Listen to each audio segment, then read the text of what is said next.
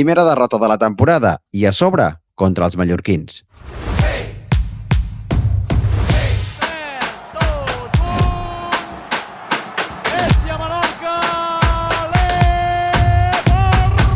El podcast de l'Hèstia Menorca. Què tal? Salutacions, benvinguts a un nou podcast de l'Hèstia Menorca, aquest podcast que dediquem al millor equip de bàsquet de Menorca i, per tant, de les Illes Balears. Adrià Quatrecases, com estàs? Axel Camaràs, estic tocat moralment, perquè la derrota va ser justa, però va ser dura, perquè va ser... ens van donar esperances fins a l'últim segon i això acaba fent més mal, no? És que perdre contra els mallorquins fa, a més de ser una derrota, doncs, la primera de la temporada, fa aquell punt de rabieta, a més, perquè era un equip, tot i ser un històric de la categoria, recent ascendit, al qual havíem guanyat en pretemporada, no dic que sobrats, al contrari, molt ajustats, però que ja tenien precedents que ens feien tenir una mica d'esperança, i més veient el partit que havíem fet contra Obradoiro en la jornada inaugural. Però, com deies, derrota per un punt de diferència, amb l'opció de tenir el darrer atac, la darrera possessió, que sempre ens passen coses dolentes, sempre ens passen coses quan venen les pilotes més calentes, sí. I al final una derrota que potser ens ajuda a posar els peus a terra, no? Una mica que no ens flipéssim molt amb el que havia passat a Obradoiro, sinó que la nostra lliga segurament... no aspirem a cotes tan altes com ens podíem haver imaginat. Doncs mira, no estic d'acord, Tenim polèmica. Sí, estic gens d'acord. No, jo crec que és un partit que s'havia de guanyar, perquè crec que l'aspiració d'aquesta plantilla és, com a mínim, playoff. I no vull històries. Aquest equip té matèria prima de sobres per estar entre els millors equips de la competició, i jo crec que el partit s'havia de guanyar fins i tot jugant, més que jugant, amb un desencert exagerat, tot i així es va estar a punt de guanyar. És a dir, és un partit que si juguéssim 10 vegades seguides en guanyaríem 8 i mitja. El que dèiem després d'Obradoiro era que, havent tingut un encert tan heavy, haver-ho tingut contra Obradoiro és el que et permet guanyar-lo, perquè en dies on no tinguis tant encert, doncs amb la qualitat que tens pots salvar els partits contra rivals que no són tan poderosos com Obradoiro. Però res, el partit d'aquest cap de setmana ens demostra que no, que sense encert qualsevol equip et posa contra les cordes. Les xifres són, en percentatges de llançaments de 2, un 34% d'encert, 12 de 35, i de 3, un 29%, 11 de 38.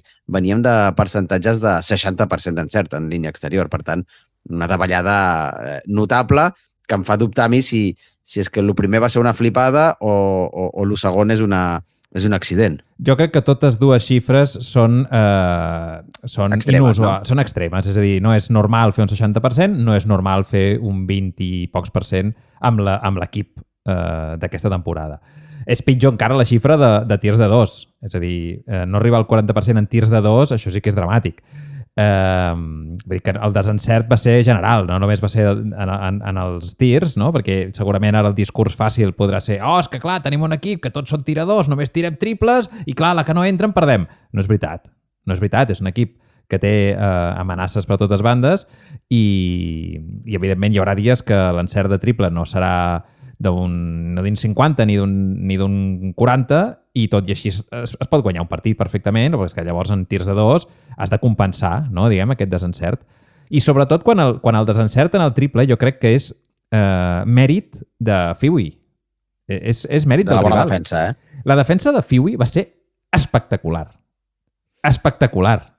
O sigui, va ser increïble. Em sembla més increïble que sigui a la jornada 2 de la Lliga. És a dir, no sé com estaran quan acabi la primera volta a nivell defensiu, perquè el nivell és altíssim. És altíssim. Em va semblar un plantejament brillant de l'entrenador de Fiwi i uns jugadors que eren autèntics guerrers, però que van seguir un pla disciplinats, que el pla era claríssim, que és anem a assecar els tiradors. No és que t'hi hagis de trencar molt el cap, però executar-ho és molt difícil. És molt difícil i és molt cansat. Per tant, podríem dir que la derrota la podem explicar d'una banda per la manca d'encert, però de l'altra per l'elevat nivell defensiu del rival, dels mallorquins? Sense cap mena de dubte. Jo crec que el mèrit no se li pot restar ni una gota. I em sap greu perquè són mallorquins, però és la veritat. És la veritat. El joc exterior va ser... la defensa exterior de Fiui va ser tremenda, perquè era molt desgastant per ells, perquè havien de perseguir els tiradors en constant moviment, amb dobles pin-downs per Littleson, per Lobo. Jalen Con no tant, perquè tenia més la pilota, però és a dir, el moviment dels tiradors de Menorca va ser el mateix que el del primer partit, no? És a dir, crec que a nivell d'estructura ofensiva l'Hèstia va jugar exactament igual que havia jugat el primer partit, però tenia unes paparres enganxades perseguint.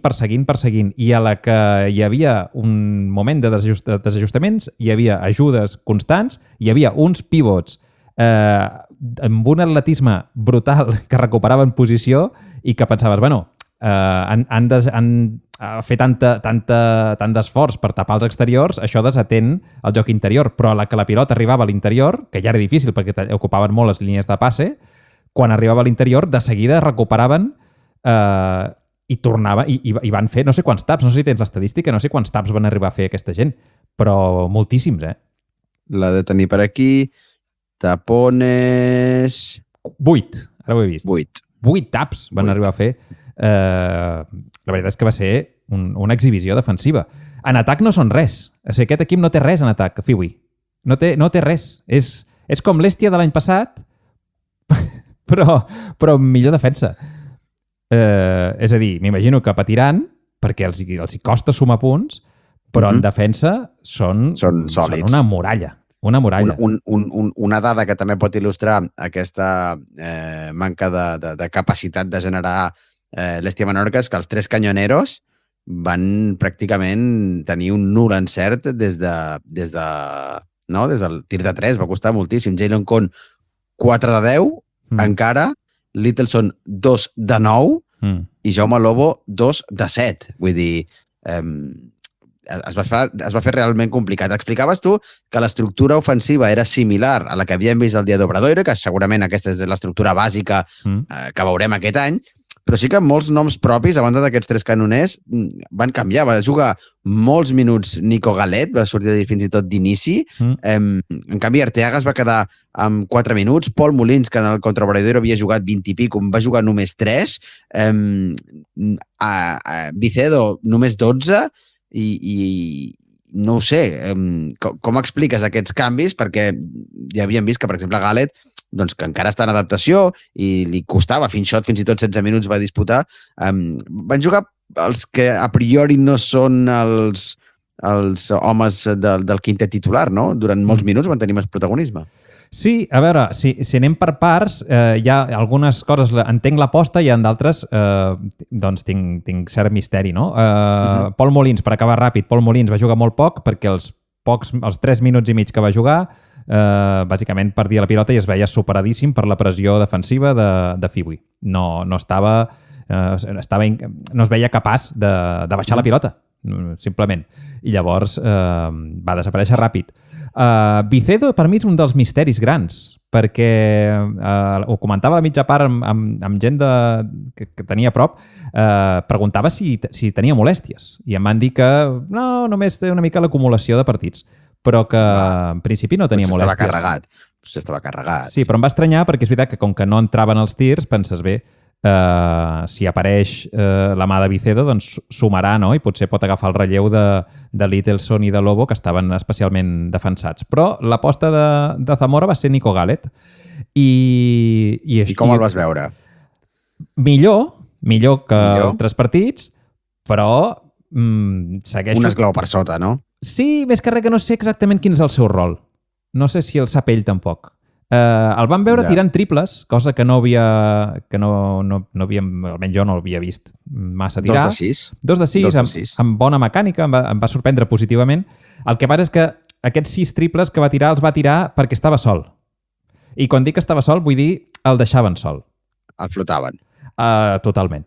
És a dir, la defensa, l'escouting que havia fet Fiwi era anem a defensar a mort Littleson, Jalen Conn i Lobo. Jaume Lobo, i deixem aquest que tiri des d'on vulgui, no? Sí, i si hem de perdre perquè ens enxufa triples Galet, doncs que sigui Galet. I estava sol. I això vol dir que tota l'estona hi havia algú flotant. Digues. I Arteaga 4 minuts? I Arteaga 4 minuts. Sí, jo crec que això l'explica... Aquesta és la part més misteriosa, també, no? Perquè, d'una banda, és veritat que a nivell atlètic Bombino, Aramburu són jugadors que són molt poderosos físicament i molt ràpids, no? Jo crec que la clau va ser també que Zamora, veient la defensa fèrria que feia Fiwi Palma, va optar per dir, escolta'm, anem a fer una cosa, intentem atacar abans de que la defensa es pugui col·locar. Per tant, anem a córrer. Va voler imprimir velocitat, a la segona part es va notar que era una instrucció del descans que els hi va dir sortim al contraatac i saquem de pressa de banda, saquem de fons a tota llet per intentar arribar a camp contrari abans de que s'hagin posat, perquè a la que estan posats no hi ha manera de superar-los. No va sortir massa bé, tot i que es van recuperar moltes pilotes, entre ells Nico Gallet, que en va recuperar 4, i van haver-hi possibilitats de notar en transició, però realment la defensa en transició de Fiwi també era molt bona. També recuperaven de seguida i aquesta via de sumar punts doncs, també es va tancar. Suposo que Arteaga no va jugar, diria, gens en la segona part per aquesta aposta per la velocitat i també el dubte que a mi em genera, que és un equip que té tantes armes ofensives exteriors que una defensa s'ha d'ajustar i, per tant, s'ha d'extendre, diguem, s'ha d'obrir molt per tapar aquests tiradors, deixa molt espai interior. Un espai interior que algú com Víctor Arteaga hauria de poder aprofitar i compensar a nivell anotador, no? De dir, bé, si aposteu, si l'equip rival aposta per no deixar rebre, perquè l'aposta era que no rebin ni Lobo ni Littleson, que no es puguin aixecar, que no puguin tirar, això deixa Arteaga amb espai perquè treballi, perquè sumi. No va tenir temps de fer-ho i els minuts que va jugar doncs, tampoc va anotar ni va estar encertat. Però potser un intent de sumar a través d'ell a la segona part no hauria estat de més. És raro perquè Javi Zamora aposta sempre i confia moltíssim amb ell. Potser també estava carregat, no en tinc ni idea, però potser és una explicació, perquè a la prèvia Javi Zamora ja havia dit estan tots disponibles, com si en algun moment de la setmana no ho haguessin estat. Saps? No ho sé. Podria ser. Em costa una mica d'interpretar. També és veritat... Perdó, hi ha una altra explicació. Una és que Wemby va jugar molt bé, va ser el pilar defensiu que esperem i a més va sumar també en anotació i va portar en rebot, va estar molt bé. I després també perquè va haver-hi molts minuts que vam jugar amb Adam Sola de 4. I MVP, sens dubte, sí, perquè va fer tota la feina bruta, va agafar una pila de rebots, 12 rebots, dels quals jo crec que molts van ser en atac, perquè... 7 en atac, imagina't. 7 rebots en atac, que és l'avantatge de fallar tant com va fallar l'Hèstia Menorca, que tens moltes oportunitats d'agafar el rebot, però és veritat que molts punts van ser en segones oportunitats, no? I Adam Sola va jugar de 4, que és una cosa que jo diria que no havíem vist fins ara, i per què? Perquè en moments de desesperació, buscant anotació com fos, Zamora va apostar també per primera vegada per jugar alhora amb Jalen Conn, Littleson i Lobo. Això feia que tinguessis les altres dues places per Wemby al 5, o és shot una miqueta, però sobretot Wemby, i per tant la de 4 optava per Adam Sola com a garantia també en rebot i en defensa i en capacitat de switch, no? de canviar d'home, que va ser també una dels recursos fets servir en defensa. Aquesta també és l'explicació.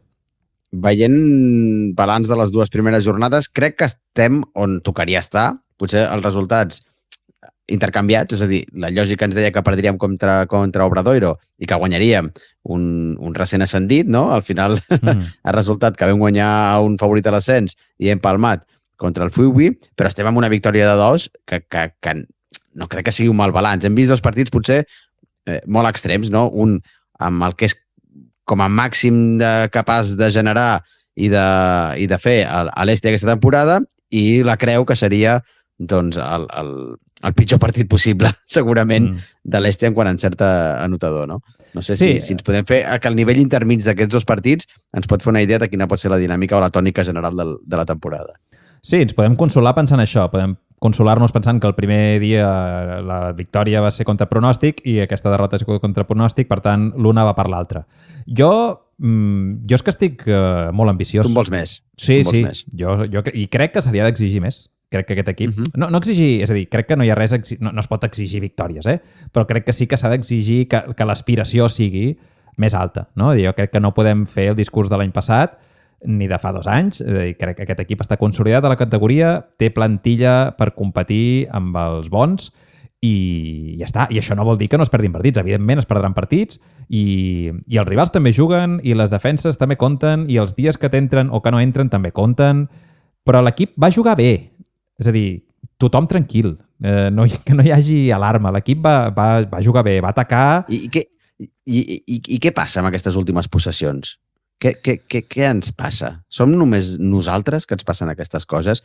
Perquè és que no et dic que facis la pissarra i fallis, que pot passar.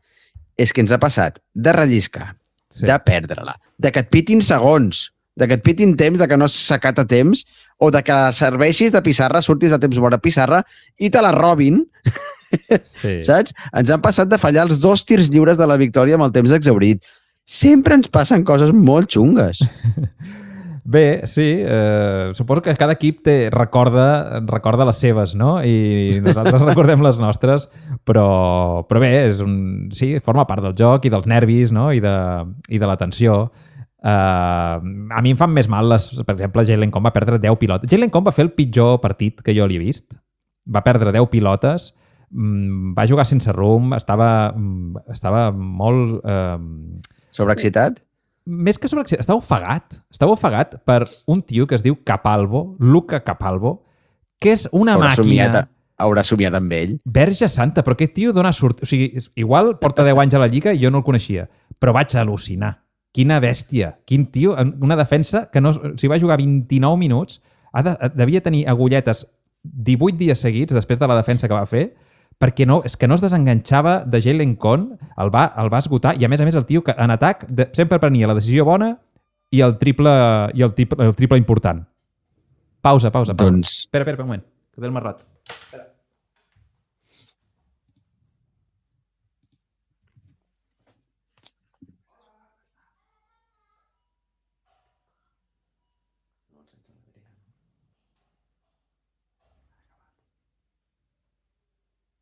Ara acaba.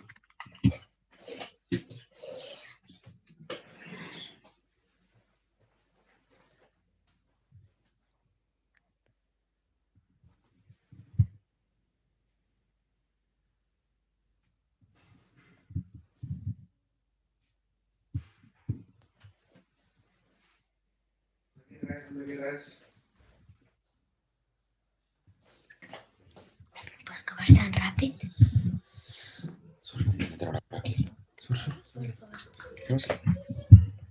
Ei, ja sóc aquí. Aquí. Ja sóc aquí. Ei. Ha Arribat? Sí, ha arribat. No, ja està a casa. Ja vale. està, no, li dic al Marcel. Ah, vale.